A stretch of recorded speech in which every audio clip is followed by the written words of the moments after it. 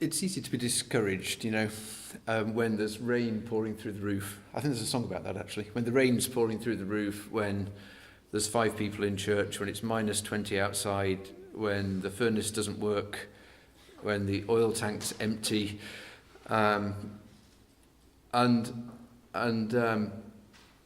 we're not the only church on the West Island in that state either. I think many of the churches around are in different flavours, have got the similar problems.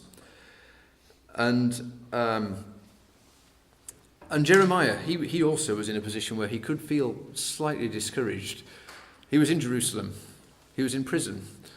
Outside Jerusalem were the armies of, I think, the Chaldeans and the Babylonians and the someone else and the someone else. Jeremiah knew the game was up. He knew that Jerusalem would fall. There was no opportunity really to escape at that point, and he was smart enough to know it. And then when while he's sitting in prison, he gets probably not the best offer of real estate that you will ever get in your life. So his relative comes and said, well, look, you're my relative. You have the option of first refusal for this piece of land. And look, it's a great piece of land. It has vineyards and farmyards and all sorts of things, and it's beautiful. The only trouble is right now it's right underneath the feet of the Chaldeans and the Babylonians and all the other armies that are sitting outside. And Jeremiah, he'd been preaching about hope and redemption and the restoration of Israel and the restoration of these things.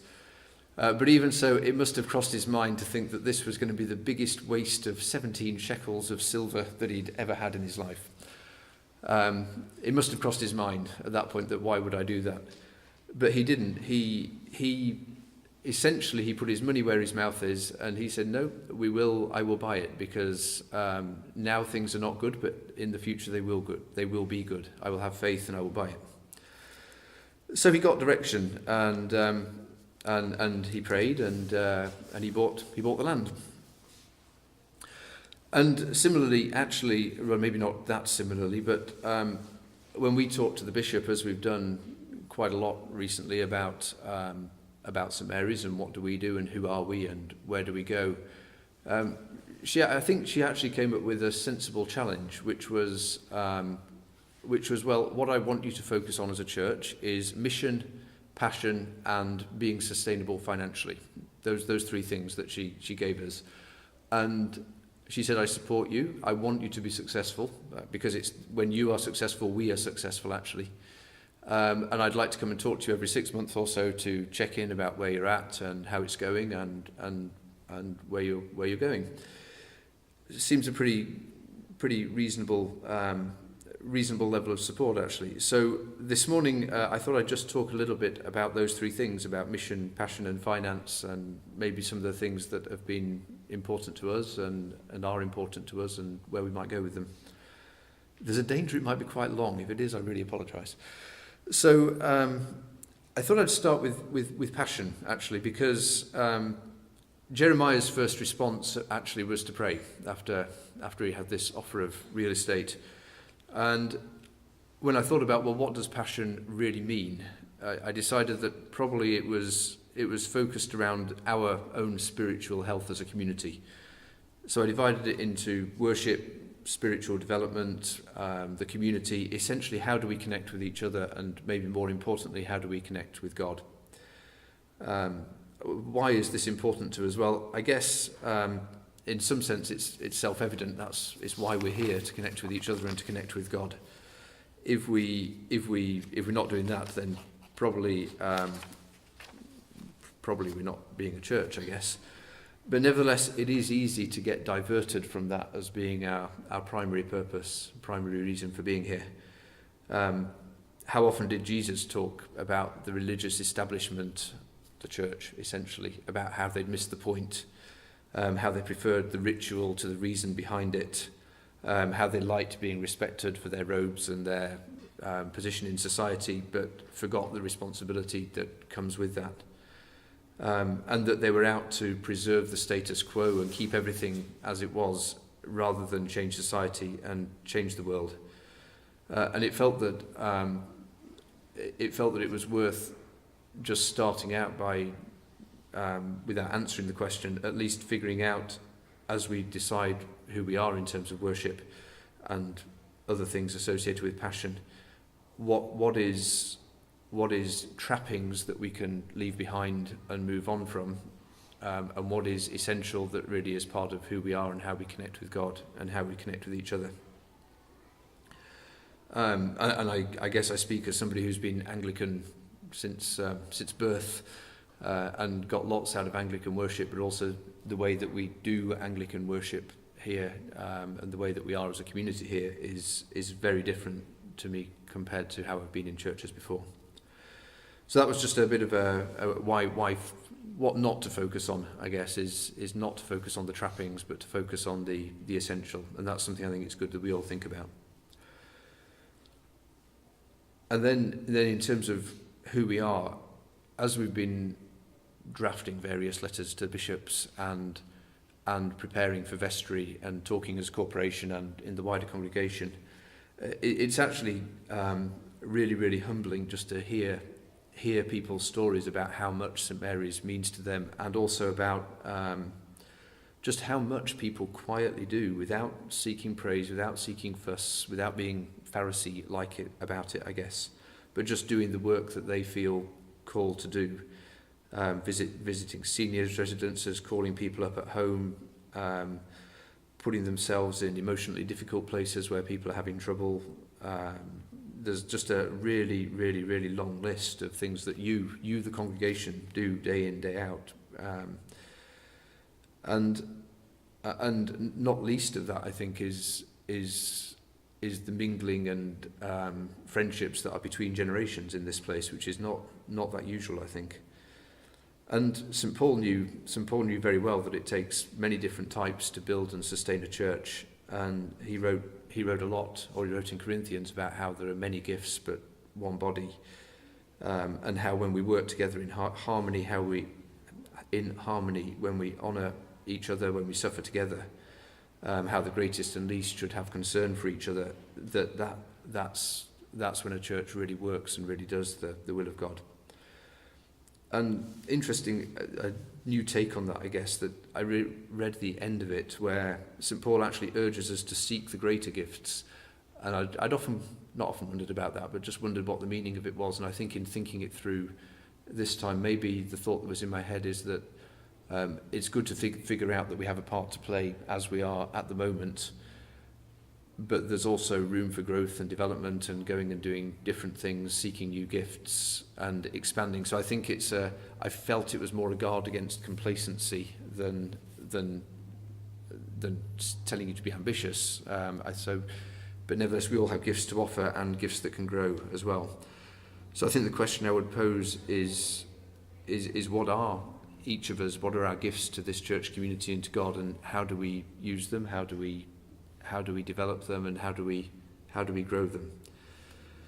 Oh, and by the way, Paul finishes up by reminding us that Christ is the head of this body, and the chapter that follows is all about love, and how love is the thing that binds everything together. So once you focus on the essence, then the next thing is kind of focusing on us as a community and how do we work together to do that, to do what we do. Then the next thing in my list of what is passion is worship. So how do we express our feelings for God in music, in liturgy, in prayer, in fellowship? How do we listen to God? And how do we use that time of worship to allow him to change our hearts and our minds and our souls, and to align them to him? And again, glancing through the Bible, worship is so much at the centre of everything that's written about how God wants relationship with us, how he wants our hearts to worship. He wants our minds and our bodies to work for him. He wants us to remember him. It's kind of hard to express that in a measure of vitality to the bishop. Like, how do we know we're being vital in worship? Nevertheless, I think the question is, how can we use this time that we have together to connect more deeply with God, to open ourselves more to him, more to his word. So often for me it can be an island of peace, it can be a joyful loud time, we can have music that lifts our hearts. These are good and very beautiful things, and So the question I would leave you with is what helps you connect to God with the services that we put together, with the worship that we have, with the people we worship with? What challenges you? What helps you connect? Are there other times we should come together? Do we have the right blend of spontaneity and structure? Do people? Do we have the right level of participation? These are things that we're thinking of, and your views would be very welcome, and your thoughts on that would be very welcome. Because I don't know whether you had a chance to watch the link that Marie put in the annual report, her annual report about music, which is different to many annual reports read in many vestry meetings around many Anglican churches in the world. But if you haven't, it's Benjamin Zander, is that his name? And he does a 15-minute talk on music, and it starts off really stilted, and it just doesn't flow. There's nothing musical and creative about it. It's just going through the motions. And by the end, he shows that progress from that stilted beginning, from that hesitant beginning, through to a place where there's flow, where there's passion, where there's eyes shining for the beauty of the creation of it all, for the effect it has on others, for the way that it allows the emotions to speak. And it's a great challenge, actually, to turn a service of worship into something that really feels like that. But it's also a privilege to be able to come and worship, and to worship with friends, to worship together. And I must admit, I started out being uncertain about the word passion and what could that mean, which is kind of what set me down the path of it's about the worship and our spiritual life together and our own spiritual development. And then when you look up the word passion in the dictionary, I think actually it's a great word, because it's a combination of strong and barely controllable emotion, which is one meaning of passion. The other one is the suffering and death of Jesus. And it struck me that actually that combination is a really great coming together of the two things which really express why we're here, that we're here to share in and to follow Jesus in his suffering and in his joy and his resurrection. But also, if we are committed to it, we're passionate about that as well, and it's a big deal. So the passion bit, I felt, focused mostly on our community and how we are with God, which brings us to mission. What's that? Well, I think the simplest way I could think of it was it's how people outside our community know who we are, who God is, how we live, and that being a Christian is important to us. And again, why is that important? And again, in one sense, it's self-evident that if God, if church, if our community is important to us, if we've experienced or seen healing or change, if we've experienced some peace, if we see the value of the stronger relationships or families or friendships or support that we've had here, why wouldn't we want other people to know about that, especially those we love best of all? And Jesus gives us, he doesn't just ask us to go and do that. Actually, he compels us to do that. He gives us authority to go and to make disciples, authority to go and talk to people about him, authority to act in his name, actually. And it seems to me that there's two parts of that, one of which is the explaining of our faith, of why this is important to us, being able to articulate that, which is pretty hard, I will freely admit. And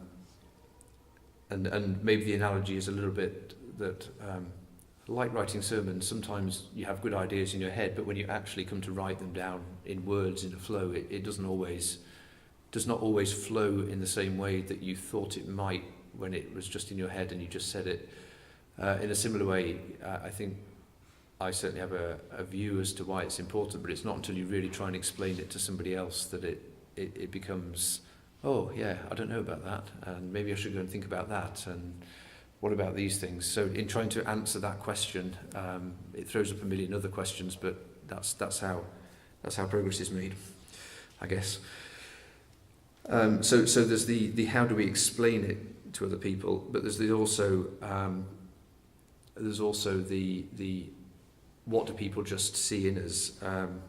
In Hebrews, Paul talks a bit more about being a cloud of witnesses, a witness being one who is one who tells how it is, I suppose, to tell what we felt and seen and heard and what we've seen God do. And whether we do this or whether we don't do this explicitly, actually all of that is being a witness. However we are in our life is being a witness, because as soon as people know that we're a Christian, or anyway, in fact, they will be looking for how we behave and essentially judging God by how we behave, which is a bit of a nervous thought, actually, I must admit. But it gives us a challenge to think about how we are and who we are, because everything we do is representing God. And then the final aspect of mission that I thought of is how we show God's love for those people we don't know. Often those less fortunate, through social justice projects, through socks and bees and charitable giving and refugee projects. And it felt that was a really important part of what we do at St Mary's. Often it's been a good means of bringing people together and actually connecting people. But also it's a good way of saying to people, like with the Operation Christmas Child boxes, it's a good way of saying to people who you will probably never know, will probably never see, but saying to those people that we care, and partly we care because we're a Christian community, and that's how we talk to be, and it just hopefully creates in us a caring and loving heart that makes us want to look after people and care in a way that wouldn't happen otherwise. So and again, looking round, what have we done at St Mary's over recent times? Actually, the social justice things, they're a real. There's something you can hang your hat on as a project that you can go and do, and it pulls people together, and it makes people work together and talk about things and discuss things, and so it aids that connection with each other and with God, and that seems to be a very important thing to me. So two dangers, I guess, of mission. One of which is the easy thing to measure is how many people are in church on Sunday morning, and I don't think that always represents the mission that we do and the work that we do. And indeed, even Jesus says we're not called on to hoik people into church, whether they believe it or not. We're called to sow seeds, whether those seeds grow or not, how they grow. That's the business of God and the other person, not our business. Although we can provide hopefully a garden and some water and some fertilizer and all the other things that anybody who wants a gardening analogy, you can add some things there. So we can provide an environment, but in the end, whether the seed grows, that's down to God and the other person. So I think we have to be cautious that we don't just judge our success in mission on whether people then come to church afterwards. The other danger, I think, is to be too binary about it, that we're either in or we're out. Because actually everyone's all of us on a bit of a wander through life, getting to know God and getting to know ourselves and each other better as we go through. So to say there's a marking point at which, well, now evangelism is done, and I don't know if we can always say that. And clearly, although there are interactions with Jesus that are very significant in many people's lives who are Christian, for most of us, most of the time, it's a steady flow of learning and praying and seeing things and trying to work about them and becoming a better Christian as time goes on. So those are the two dangers that I just saw with the mission, that not to be too black and white about it and not to be too binary and not to judge ourselves too harshly on it. I think it's more about what process do we put in place and how do we work through that.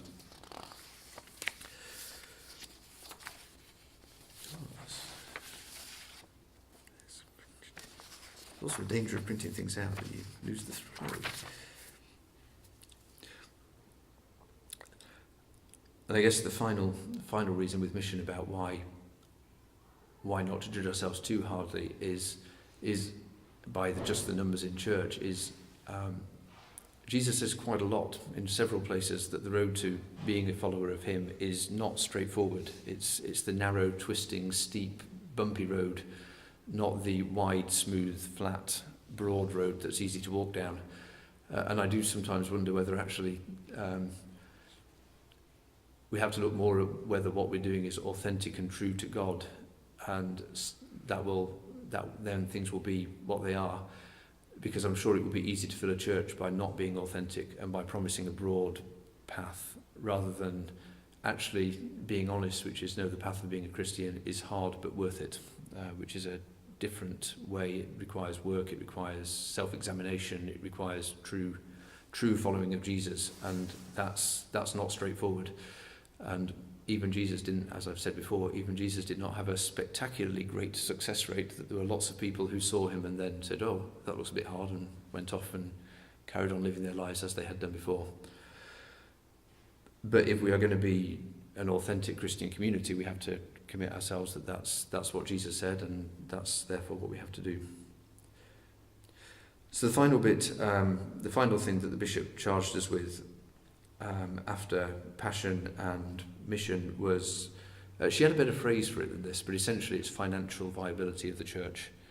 And it's easy to forget that we have leaking roofs. Well, it's not easy to forget, but it's easy to forget that doesn't need to be the status quo, actually. That's not what it's all about. And I think it is a fair challenge she gives us, that we have to look after ourselves financially. And one of the things that really I have taken away from our interactions with the West Island thing, or the churches on the West Island, where there's a bit of a workshop going on to see what could it look like, and with our interactions with the bishop, is actually we are the congregation, and we sort of have to look after ourselves and generate our own ideas and our own way forward. That there is no magic solution being waited to parachute in us that's suddenly going to save us. We have to work out ourselves where we go. And to a certain extent, from the bishop's perspective, and I think it's a very reasonable one, that means we have to be financially freestanding. So we have to look at what that means, how we are as individuals, how we give as individuals. St. Paul was a tent maker, actually. He didn't freeload, and he was very strong about that we have to pay our way as we go. So I think that's just something we have to keep thinking about, because we do have roofs to fix, wages to pay, downtown to pay as well, because they pay the salaries of our minister.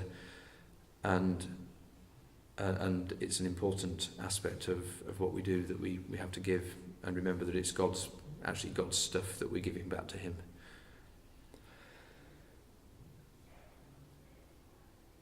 And we have to be honest stewards of that, and honest with ourselves about what we do with our money. So I started with a little bit about Jeremiah's position. He was answered, his prayers were answered with a new covenant by God, which was, I will give them one heart and one way, and I will rejoice over them that do good. And they actually seem good answers to me. So from my point of view, I did buy a house this week actually, but metaphorically as well, I think I'm in a property buying mood. As I started out, it will be easy to be downhearted by the challenges we've got and by the things we have to look at. But then, when I thought through the gifts that God has given to this congregation, and through this congregation, I took a lot of heart from that, actually, that there's much here that is good, and that we can build on that, and we can grow, and we have time and we have some space to chart out where we want to go and what we want to do, and what's essential in the way that we worship God, that we can build on, and what do we change. And that seems to me to be a very good thing. And the final thought I leave you with is that I think it's a challenge to us as individuals, which then becomes a community challenge, because none of these things can be imposed by a rector or a corporation or any individual on a group of people. They're a result of how the congregation is, not a cause of how the congregation is, if that makes sense. So I think if we're going to have passion, if we're going to do mission, if we're going to do financial accountability, it's going to be because every member of the congregation wants to do that, and is on that path and would like to contribute and commit to and be part of that journey.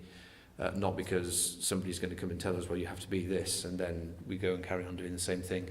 So I think, and in some ways that's a challenge to us, and in some ways actually I find really, really encouraging, because I think there's lots of people in this church who are indeed committed to those three things, and will really participate in asking both themselves and us as a community, what can we do differently, where can we go, and how can we serve God better in this place by doing it. Amen. Amen. Let's do a song.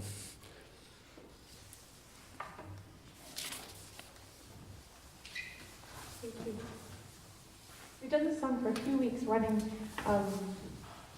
which I like to do when we do a new song, to make sure that we can kind of get it into our heads and start to feel